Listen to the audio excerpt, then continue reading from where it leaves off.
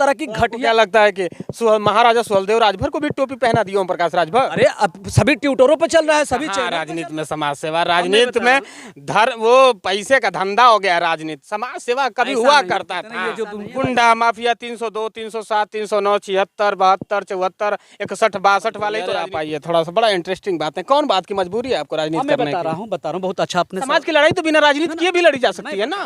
Sir पे छत नहीं है, रोटी कपड़ा मकान के लिए तरस रहे हैं।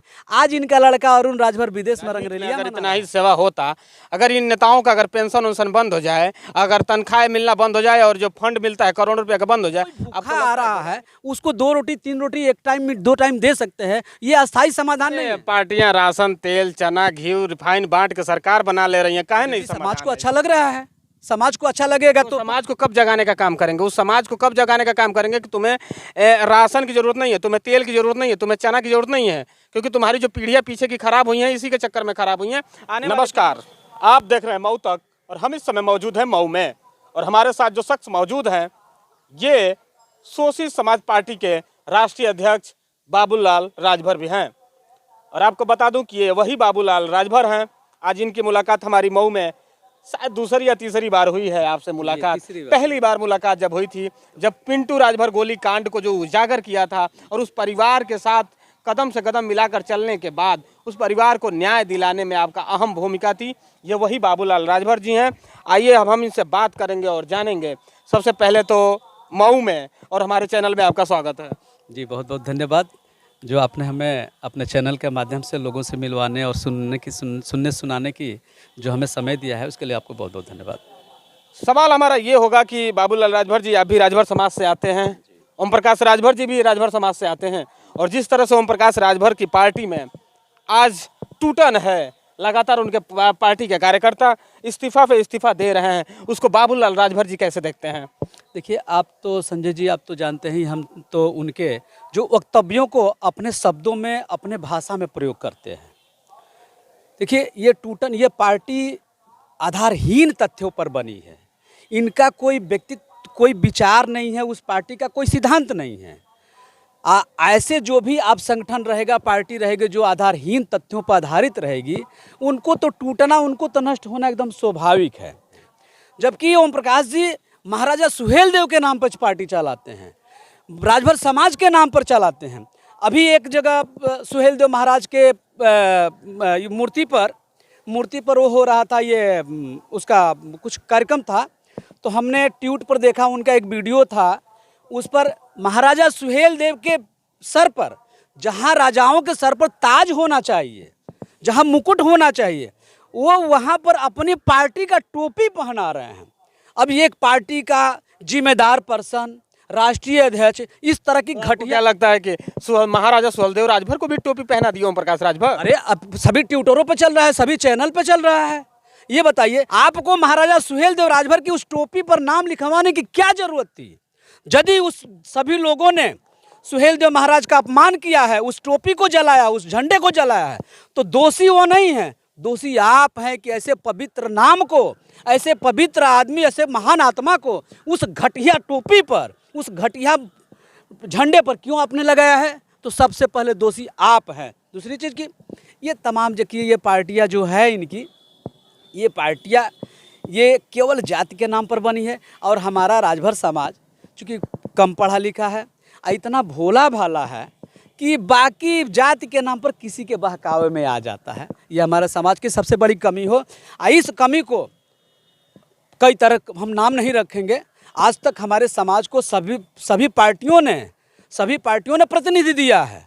वो सपा की सरकार हो, बसपा की सरकार हो, कांग्रेस की सरकार हो, भाजपा की सरकार हो, लेकिन ये जितने नेता हैं केवल राजभर समाज के, राजभर बस्तियों में केवल वोट, नोट और रैली के लिए गए हैं। कभी किसी ने चुनाव के बाद उनका हाल चाल जानने के लिए नहीं गया है। अब तो मौका भी मिलेगा। अब भी बीजेपी से आपकी भी पार्टी, शोषित समाज पार्टी का भी बीजेपी से गठबंधन है और ये भी बीजेपी की तरफ जा रहा है। अब तो एक मंच पे बैठ के बातें करने का मौका भी मिलेगा बाबूलाल राजभर को, ओम प्रकाश राजभर से। देखिए, मौका तो नहीं मिलेगा। यदि बीजेपी उनको लेती है, जो हराने का काम किए है, जो हराने के लिए अपना सब कुछ एक एक रोम लगा दिए थे, यदि ऐसे लोगों को बीजेपी अपने पार्टी में स्वागत करती है तो हमें ऐसे बीजेपी की जरूरत कतई नहीं पड़ेगी। जो आदमी बीजेपी को गाली दिया है वो आपके साथ बैठ करके चाय पी रहा है। तो राजनीति में तो होता है ये। तो होता है, तो राजनीति में भी आगे पीछे भी होता है। जिस पार्टी में ऐसे ऐसे अनपढ़ गंवार कक्षा 16 पास नेता रहेंगे, पार्टियां रहेंगी, उस गठबंधन में उस बीजेपी को बाबूलाल राजभर कितना वोट है राजभर समाज का आपके पास? वो तो ओम प्रकाश राजभर को लेना चाहेंगे, क्योंकि वो कह रहे हैं कि हम 45 से 125 पहुंचा दिए सपा को। अरे तो चुनाव आने दीजिए ना। ये बताइए, 19 में देख लिए, 2022 में देख लिया, अब क्या करेंगे, क्या दिखाएंगे? लेकिन यदि योगी जी को और माननीय मोदी जी को नहीं दिख रहा है तो नहीं दिखे, हमको क्या मतलब है। आज भी जो हमारा राजभर समाज का विकास भी तो हो ही रहा है ना लगातार, जब से ओम प्रकाश राजभर पार्टी बनाए हैं और समाज की लड़ाई लड़ रहे हैं। पिंटू राजभर हत्याकांड आपके मऊ जनपद में हुआ, उनको न्याय दिलाने का कौन काम किया? यही बलिया में अभी हल्दीरामपुर घटना में शारदा देवी के साथ अन्याय हुआ, उनको कौन न्याय दिलाने के लिए गया? भुआल राजभर को कौन गया? मुकेश राजभर इनकाउंटर हुआ, उनमें कौन गया? तमाम आप हमें देखते रहते, कौन न्याय दिलाया है? राजभर समाज के हम भी तो हैं, काम करेंगे हम, नाम होगा उनका, कैसे होगा? समाज इस बात को समझ रहा है। आज जो लोग पार्टियां छोड़ के जा रहे हैं उनका रीजन यही है कि वो काम नहीं करना चाहते हैं, केवल चंदा और रैली करवाना चाहते हैं। आज सावधान यात्रा निकाल रहे हैं। आप सावधान किससे करवा रहे हो भैया? आप किसको सावधान कर रहे हो? आप अपने समाज के लोगों को सावधान कर रहे हो। ये समाज जान रहा है। प्रकाश राजभर से इतना चिढ़ कहाँ है बाबूलाल राजभर को? अब हमने तो सारी बातें आपसे बताया कि जो आदमी केवल रैली कराएगा। अभी कटवास गांव में मैं गया था, वहाँ की स्थिति देख करके एकदम इतनी दयनीय स्थिति देख करके मुझे आंख से आंसू आ रहा था। लोगों के छत पर, सर पे छत नहीं है। आज जहाँ ओम प्रकाश हाँ बात कर रहे हैं, राजभर समाज को कितना उत्थान हुआ है बीजेपी सरकार जब से आई है, लगातार उन पे कितना उस जाति का विकास हुआ है। देखिए, विकास हुआ है, मैं नहीं कह रहा हूँ विकास हुआ, लेकिन विकास की वहाँ किरणें गई है। जिस समाज का नेतृत्व, समाज का नेता अपने समाज की बात उठाता है, उन तक पहुँचने का प्रयास करते हैं। यही कटवास में चुनाव के पहले लोग गए हैं, आज तक कोई नहीं गया है वहाँ पे। तमाम इस तरह का उदाहरण है, तमाम तो जाते हैं। ओम प्रकाश राजभर कहाँ कहाँ जाएंगे? और भी तो राजभर के नेता हैं, उनका भी तो कुछ दायित्व तो बनता है कि बस ओम प्रकाश राजभर को ही टारगेट करना है। नेता राजभर समाज की बात से लेकर विजय राजभर से लेकर हरिनारायण राजभर से लेकर रामाचल राजभर से लेकर सकलदीप राजभर से लेकर बाबूलाल राजभर, आप खुद नेता हैं, तो बस एक ही ओम प्रकाश राजभर पर ही टारगेट क्यों? देखिए, मैं टारगेट इसलिए नहीं कर रहा हूँ कि वो समाज का काम नहीं कर रहे हैं। मैं टारगेट इसलिए कर रहा हूँ कि जो हमारे महापुरुष हैं, जो हमारे समाज के लोग हैं, उन्हें ये गाली देने का काम करते हैं। ये बताइए, राजभर समाज या किसी भी समाज में सभी लोग दारू पीते हैं? आप सबके पूरे राजभर समाज को गाली आप दे रहे हो। टारगेट इसलिए करते हैं कि ये समाज को गाली देते हैं। हम तो टारगेट इसलिए करते हैं कि हमारे पूर्वज हैं, जो हमारे भगवान हैं, महाराजा सुहेल देव राजभर हैं, उनको आप पार्टी का टोपी पहना रहे हैं। ये क्या ये हम बर्दाश्त करेंगे? तो पार्टी का टोपी तो वो हमें लगता है कि बहुत लोगों को पहनाए हैं। आप भी पहने थे कभी? हम भी पहने थे कभी। हम इंसान हैं, हम भगवान नहीं हैं। लेकिन क्या भगवान को और इंसान को एक ही तरह? आज सर पे छत नहीं है, रोटी कपड़ा मकान के लिए तरस रहे हैं। आज इनका लड़का अरुण राजभर विदेश में रंगरेलिया मना रहा है, चंदा देने वाला आज भिखारी बन तो बहुत नेताओं के लड़के मनाते हैं, कोई ओम प्रकाश राजभर के थोड़े मना रहे हैं। देश के पैसा से तो आजकल नेताओं के बच्चे ही तो मजा ले रहे हैं, और कौन ले ही रहा है? ओम प्रकाश और नेताओं में, इन नेताओं में अंतर है। ये नेता जब घर से निकला था ना, तो चप्पल भी टूटा हुआ था। आप दो पैसा आपके पास है, आज फॉर्च्यूनर वगैरह पर चल रहा है, तो ये आपके बाप दादा की कमाई नहीं है। फॉर्च्यूनर पर चलेंगे तभी ना राजभर समाज का नाम ऊंचा, अरे उत्थान करेंगे। कैसे पैदल चल के कैसे होगा? आप फॉर्च्यूनर पर चल के अपने आप को तो उत्थान फॉर्च्यूनर बस ओम प्रकाश राजभर पे कहाँ टारगेट किया जाता है? फॉर्च्यूनर किसके पास नहीं है? जिसके पास स्कूटर नहीं था उसके पास भी तो 10-10 गाड़ियाँ हैं। आप हमारा पैसा लेकर के हमको फुटपाथ पे चलाएंगे और आप चलेंगे फॉर्च्यूनर पर चलेंगे? हमको भी तो बैठाइए उसमें, समाज को भी तो बैठाइए उसमें। आज समाज के आपके अगल बगल कौन लोग बैठते हैं? झंडा कौन ढोएगा अगर फॉर्च्यूनर में सभी लोग बैठेंगे तो? देखिए, झंडा ढोने वाले भी लोग हैं। आज झंडा ढोने वाले, अभी मैंने एक चैनल पर देखा था, उनका एक कौन थे, ये आजमगढ़ के थे। आज 18 साल से झंडा ढो रहे थे, लेकिन आज उन्होंने पार्टी छोड़ करके रो रहे थे उस चैनल पे। वही पता नहीं को हो सकता है उनको भी फॉर्च्यूनर खरीद नहीं पाए होंगे, इसीलिए वो छोड़ दिए होंगे, चाहे रो रहे होंगे। भाई, आप समाज को लूट रहे हैं तो समाज को भी तो देखना पड़ेगा ना। आप केवल हम आपसे फ़ायदा लें, और आपकी जो मूलभूत सुविधाएं हैं, समाज को क्या चाहिए? जिनको आवास नहीं उनको आवास चाहिए। और आपके कार्यकर्ता जितने ये निकल के घूम रहे हैं ना भैया, ये सभी के सभी आवास, पेंशन, शौचालय के नाम पर 1 रुपये के फार्म पर 500-500 रुपया लिए हैं। ये केवल टूट रहे हैं, समाज में जाने लायक नहीं है। तो इनकी दुकान इसी तरह से चलती है। आप समाज से वोट भी लोगे, नोट भी लोगे और सुविधा के नाम पर सुविधा शुल्क भी लोगे तो समाज आपको पहचान रहा है। ये जो अनपढ़ गंवारों की आप टीम बनाई है ना, अनपढ़ गंवारों की संख्या दिन प्रतिदिन गिर रहा है। भारतीय राजनीति में तो अनपढ़ गंवारों का ही बोलबाला रहा है, ज्यादातर देखे गए होंगे। भारतीय राजनीति में तो अनपढ़े गंवार तो आजकल नेता हैं, पढ़े लिखे लोग तो बहुत किनारे हैं। आज अनपढ़ के जितने ये जो गुंडा माफिया 302, 307, 309, 76, 72, 74, 61, 62 वाले ही तो राजनीति में ज्यादातर देखे जाते हैं। अच्छे छवि वाले लोग कहाँ राजनीति में जाते हैं? तो कहाँ टिक पाते हैं?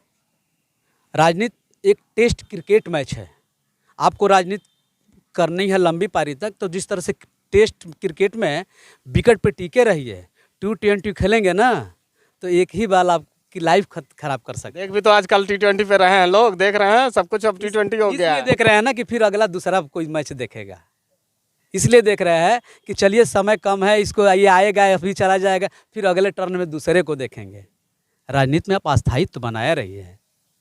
आज राजनीति में टिके रहिए, स्टंप पर टिके रहिए, विकेट पर टिके रहिए, गेंद आएगा। तो बाबूलाल क्या लग रहा है कि टिके हुए हैं जिस तरह से, आज लंबी पारी खेलेंगे क्या आप?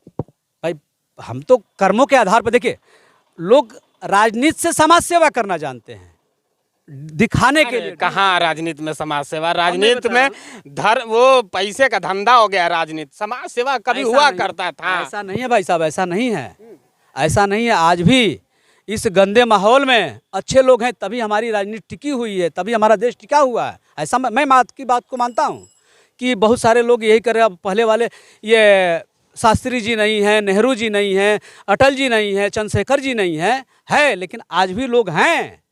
आज उन परिस्थितियों से लोग लड़ रहे हैं। आज ये बताइए, राजनीति में अगर इतना ही सेवा होता, अगर इन नेताओं का अगर पेंशन उनसन बंद हो जाए, अगर तनख्वाह मिलना बंद हो जाए और जो फंड मिलता है करोड़ों रुपए का बंद हो जाए, आपको लगता है कोई राजनीति की तरफ मुँह करेगा? बस दिन भर सेवा करने के नाम पे। हम तो चाह रहे हैं कि बंद हो जाए, हम तो चाह रहे हैं कि बंद हो जाए, इसलिए कि यदि बंद नहीं होगा तो आज जो राजनीति हो रही है, ये बड़ा घटिया राजनीति। देखिए संजय जी, मुझे राजनीति से बहुत नफरत थी। हमारी उम्र 50-51 साल होने जा रही है। यदि हमको राजनीति करना होता तो 20 साल 25 साल से राजनीति करता। मैं तो समाज सेवा के, मैं तो मजबूरी में राजनीति कर रहा हूँ।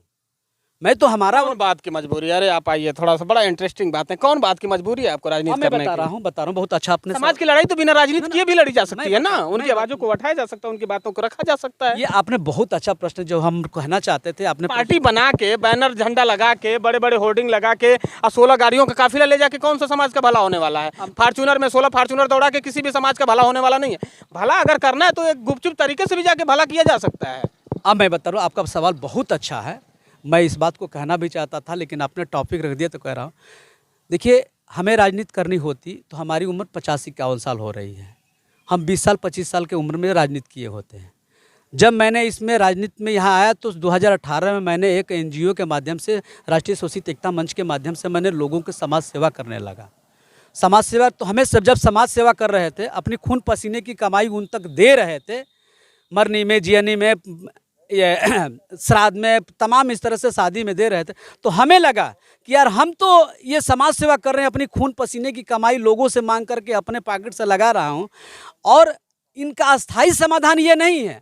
आप कोई भूखा आ रहा है, उसको 2 रोटी 3 रोटी एक टाइम में 2 टाइम दे सकते हैं, ये अस्थाई समाधान नहीं है। पार्टियां राशन, तेल, चना, घी, रिफाइन बांट के सरकार बना ले रही हैं, काहे नहीं समाधान है इसका?